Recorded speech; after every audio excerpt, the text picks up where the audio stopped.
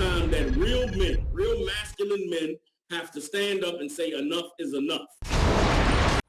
Just so we all clear, here's where it stands in 2020. If I see a grown-ass man in a dress and a wig, and I don't address him as she or her or miss, then I'm somehow transphobic and a bigot. Excuse me, it's ma'am. It is ma'am. Ma'am. Once again, ma'am. I said both of you. No, you said sir. Once again, it's ma'am. Take it outside. If you want to call me sir again, I will show you, sir. If I don't agree with Dwayne Wade allowing his son, who's 12, to say, "Daddy, don't call me Zion, I want to be Zaya," and because he identifies as a female, if I don't agree with that, then I'm somehow homophobic or transphobic, and I'm anti-love. If I don't agree with the Black Lives Matter movement, because at the core and at the leadership level, there's all lesbians and female transgenders who don't care about the black family, don't care about black children or black men, but only have feminist Marxist agendas, then I'm somehow, against my people or against, social justice.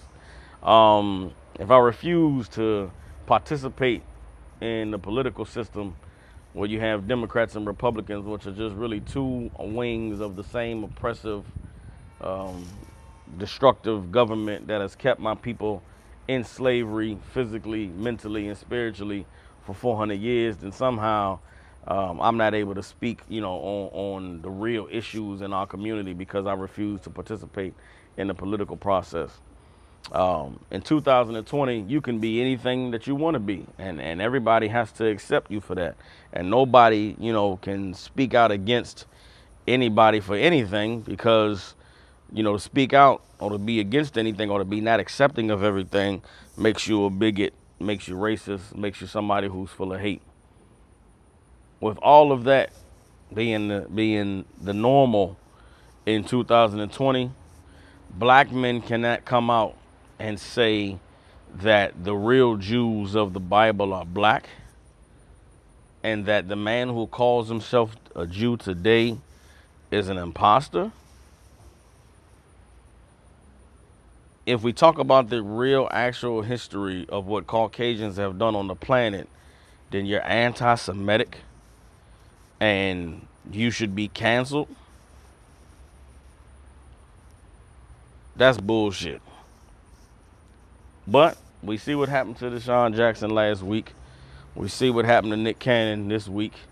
And we saw both of those brothers come out and make bold statements and then be forced under the weight and the pressure of, this society to recant their statements, apologize, and promise never, ever, ever to say anything true or actual about the people who run this earth ever again. Now, here's what I'm going to tell you. There were some mistakes that were made by DeSean Jackson and by Nick Cannon. And here's what those mistakes were. Understanding our oppressor, understanding the enemy of our people in this earth today, and it has been our enemy for hundreds of thousands of years. I shouldn't say hundreds of thousands, for thousands of years. There's only one way that you're going to be able to gain his respect. There's only one way that he's going to back off of you, with his attacks and his slandering in the media and in the general public. And that is, you have to be detailed and thorough and firmly cemented in your position when it comes to addressing our oppressor. And that is what DeSean Jackson and that's what Nick Cannon failed to do in both of their attempts to spread some truth. Let me tell you the mistake DeSean Jackson made. He made a post with a picture of Adolf Hitler with a supposed quote from Adolf Hitler that cannot be proven, cannot be validated by any primary sources. Now, while the context of the statements that were made in that post are true concerning the Jew, concerning the Khazars, concerning, the people who are not ethnically Israelites, but have been claiming a belief and a religion for the past 1,300 years on this earth, you cannot be willy-nilly when it comes to speaking the truth. You gotta have facts, man. You gotta have evidence. You gotta have real sources. You gotta, be thorough in what it is that you're saying.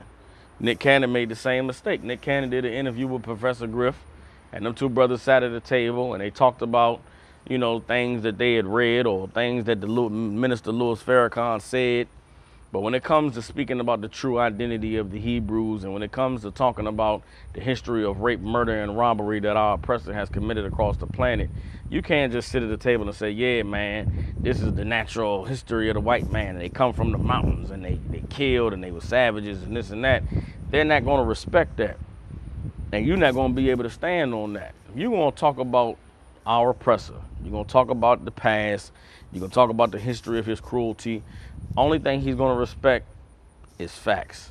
Only thing he's going to respect is undeniable proof and evidence. And that's why the Israelite School of UPK under Commander General Yohana is the standard in the black community for speaking the truth.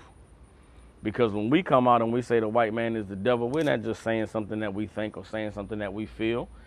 Not only are we going to say the white man is the devil, but we're going to open up the Bible and show you where the Bible says the white man is the devil. We're going to go to the Chosen People of the Caucasus book and show you what white people have said about their own history and about their own origins. We're going to go to the 13th tribe of Arthur Kussler and show you where a Jewish white man said through studies that were approved from professors at Tel Aviv University in Israel today, that the only way that those people living in that land today could claim that they were Jews is if there's a 13th tribe, because the historical and the biblical evidence proves that those original people were black. You got to hit these people with shit that can't be refuted. You got to hit these people with things that are facts that is going to cause people to have to go do their research and study in order to try and claim that what you're saying is false or you're being anti-Semitic. You understand? We say the white man is the devil. The first thing to show that the white man is the devil, the first thing I would do is go to 2 Thessalonians, the 2nd chapter. You read from verses 1 through 4. It starts off by saying that the day of Christ's returning is not going to come except there come a falling away first, and the man of sin be revealed, the son of perdition. The man of sin is the devil the Bible speaks of. The man of perdition is the one that causes everybody to sin. You understand? And in verse 4, it goes on to say that this man is he who opposes and exalts himself above all that is called God or that is worshipped. And you look on the planet today, you look around the earth, there's only one race of people that have gone throughout the earth and said that they were God. The East Indians have their God. The East Indians don't try to tell everybody that the Indian man is God. The Chinese have their Buddha and their gods they worship. They don't go around the earth and say the Chinese man is God. Africans have many different statues and gods they worship. You understand? In Kemet, it's all about penises and vaginas and the eye of Horus and all of that, the pineal gland. But they don't say that, a African man is God. The white man made a painting in the 1600s during the Renaissance era of a man named Cesare Borgia, who was the second son of Pope Alexander VI of Rome, and they said that this was God, that man was Jesus, that everybody had to bow down and worship him, and he was the man that was going to get you into heaven. They said that the Pope is that man incarnated in the earth, and that everybody has to obey the Pope and serve him or you can't get to heaven. Look around the planet. Look at all of the murder and the rape and the robbery that's been committed in the name of the Father, the Son, and the Holy Spirit. That's who the Bible is talking about when it speaks of the devil, when it speaks of the man of perdition. You understand? And when you present that, that can't be refuted because it comes from the Bible. Now what, white people going to say you can't quote the Bible, you're going to throw the Bible away? America is a Christian country, founded on Christian principles, founded on the Bible. The president, every 4 years, puts his hand on the Bible and gets sworn in. You go to court, when you profess to tell the truth, the whole truth, and nothing but the truth, but help you God, you put your hand on the Bible. You cannot say the white man is the devil and not quote the Bible. You can't speak about the crimes that have been committed against God's people and not quote the Bible. You can't talk about what's morally right or wrong without pulling the Bible. But all these people want to be woke. All these people want to make statements. Nick Cannon has just thrown away his career for no reason. Because that entire interview he did with Professor Griff all of it was completely and 100% non-productive. because none of the shit they were talking about in there can be factually verified or you know, they didn't cite any sources that anybody would have to refute. They could just look at it and say, oh, these niggas are crazy. They just sitting around at a table, they're talking about symbolism and numerology and, you know, a bunch of bullshit. You understand? YouTube done took the video down now, and they're going to make that video with Nick Cannon and Professor Griff like it's some special thing with some special knowledge when it was just two brothers sitting down and talking. And really, they should have been more careful and more professional and understanding, you know, the stakes that are at hand when it comes to dealing with this devil and when it comes to, you know, trying to push out some truth that's going to enlighten or awaken or teach black people. The Israelite School of Universal Practical Knowledge since 1969 has been the standard for the truth. It's been the standard for speaking out on the atrocities that are committed against God's people. And we are the only ones who are authorized and trained in order to deal with this oppressor properly. The next brother or sister that wants to speak out, that wants to spread some truth, maybe you should consult the men of God, the men who, you know, have been doing this thing for some time, who the Lord is with. And then maybe you could speak out and say the white man is the devil and that lose your career. Maybe you'll come with some factual evidence that instead of, you know, people just casting you aside and saying that you're a bigot, maybe people have to open their Bibles and read and study and actually find out, man, is this maybe there's something to the stuff he's saying.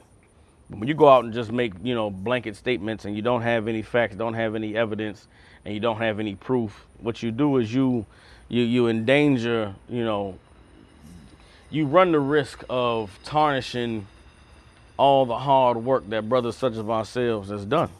You understand? On all of our videos in the ISUPK, we have disclaimers. The first one says that we are not affiliated with any Hebrew Israelite group or organization on the planet. And the second thing we say is that the men in this video are trained professionals. Do not try this at home. You brothers and sisters should take that serious, man. You understand? Because the white man is the devil. The true Jews of the Bible are blacks. You understand? And the other 11 tribes that the Bible speaks of are so-called Hispanics and Native American Indians. You understand? And then when you go out and when you put yourself out on a limb, the worst thing you could do is come back and apologize. The worst thing you could do is grovel at your master's feet and say, I'm sorry about who I offended and I apologize. Listen, the truth is going to offend people. The truth is going to rub some folks the wrong way. And guess what? They need to be offended. They need to be rubbed the wrong way. Because how else can the earth be right unless people get corrected on their mistakes?